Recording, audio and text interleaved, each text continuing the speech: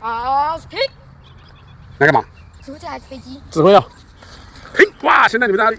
我现在在美国的一个军机的博物馆。这边停很多战斗机，是免费参观的。这当时的战斗机耶，长这样子。哇，真的很长哎！哇，这真的很长哎，对不对？对啊。有觉得很长吗？有啊。有比你想象中的长吗？有啊。这边停了好几种对不对？对啊。这个机械包是不是装武器在上面喷出去？你说这个地方啊？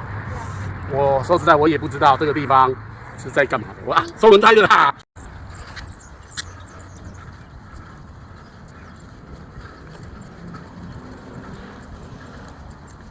机头好尖啊，这不知道是什么用的，我也不太晓得。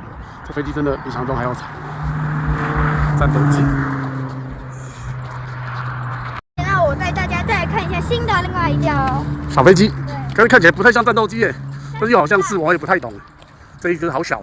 算了，它没有那个放人的地方。我不知道真的也是战斗机吧，很像隐形战机耶。人坐在哪里我也不知道。说你懂很多对不对？我也不想讲了。你们要看的话，这底上我的朋友谷歌，没 ，Google。找 Google 看就知道相关资讯就对了。好，那再继续看，其实后面还有一些客机耶，带我去看看，走。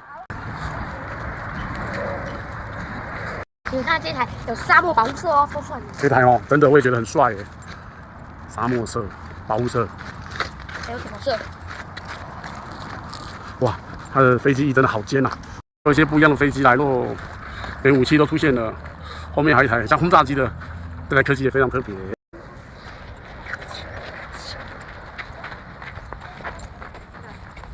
这里有很多战斗机，喜欢的可以把它带回家。怎么带回去？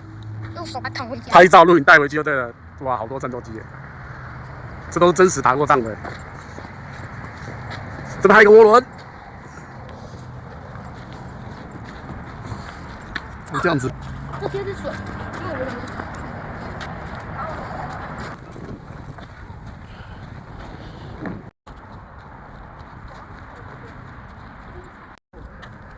很奇怪，上面就